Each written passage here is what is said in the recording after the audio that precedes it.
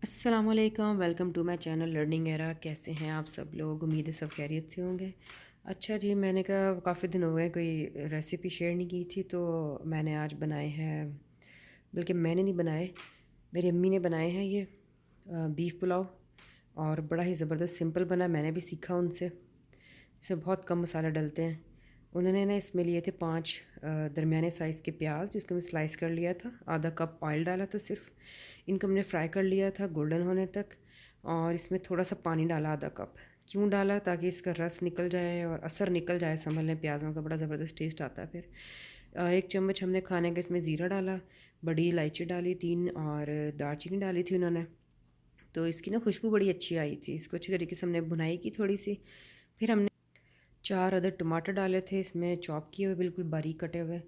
ये देखिए, इस तरह से दरमियाने साइज़ के ले लें। और 8 से समझ 7-8 हमने हरी मिर्ची डाली थी इसमें, बिल्कुल बारीक काट के। बड़ा ही मज़ा आया था। दोपहर के टाइम गरम गरम चावल खाएं और सर्दियों का मौसम हो और सारे इकट्ठे बैठ के खाएं, मज़ा ना आए?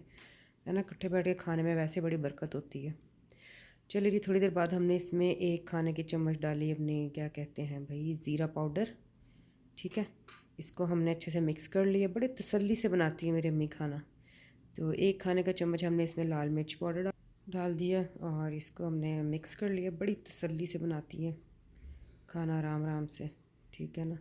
फिर हमने इसमें ना 2 खाने के चम्मच डाले थे नमक के, इसलिए कि हमारे जो चावल थे ना वो तकरीबन 2 किलो थे। ठीक है, आप अपने हिसाब से डालिएगा। 1 छोटी चम्मच हमने डाली इसमें गरम मसाले की। ठीक है, ज़्यादा नहीं डालना। तो आपने जितने बनाने हैं चावल, उस हिसाब से अपने मसाले वगैरह ले लें। ठीक है, बाकी हमने कुकर में पानी बॉयल कर लिया था और इसी में ही हमने 2 किलो हमारा बड़ा गोश्त था, बीफ।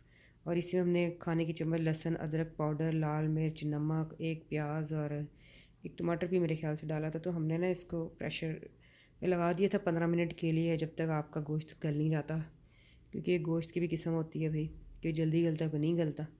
खैर, फिर उसके बाद जब गोश्त गल गया तो हमने इसको सारा गोश्त निकाल के इसमें डाल लिया, अपने जो मसाला तैयार किया था प्याज टमाटर वाला। ठीक है ना? तो आपने ना सिर्फ बोटियाँ इसमें डालनी, बाकी जो इसकी यखनी है ना वो आपने बचा लेनी है। और वो यखनी जो, ये जो पानी बाद में डालना है ना हमने, जैसे हमने तो 8 कप पानी डाला उसमें, तो उसमें ना हमने यखनी को भी ऐड कर लिया था। बड़ा ही मज़े का लगता है ये, फिर यखनी पुलाव बन जाता है जैसे, है ना? तो ये देखें भाई, ये हमारे चावल चले गए हैं। पानी को अच्छे से उबाल दे लिया था हमने, यखनी भी मिक्स कर ली थी। ये बेहतरीन से तैयार भी हो गए भाई। बहुत बहुत मज़े के बने थे भाई, ज़बरदस्त। और माओं के हाथ का खाना तो आपको पता ही है, बहुत मज़े का होता है। उन लोगों को ज़रूर पता होगा जो लोग अपने माँ बाप से दूर रहते हैं या दूसरे मुल्क में रहते हैं, तो अपनी अम्मियों के हाथ के पराठे चावल चावल याद करते होंगे, है ना? चले जी, मैं दुआ करती हूँ अल्लाह ताला सबके माँ बाप को लंबी उम्र अच्छी सेहत दे। और आप भी आपस में प्यार मोहब्बत से रहें, मिलजुल के रहें। और इन्जॉय करें, खाना पीना बैठ के इकट्ठे खाया पिया करें। अपना ख्याल रखें। अल्लाह हाफ़िज़।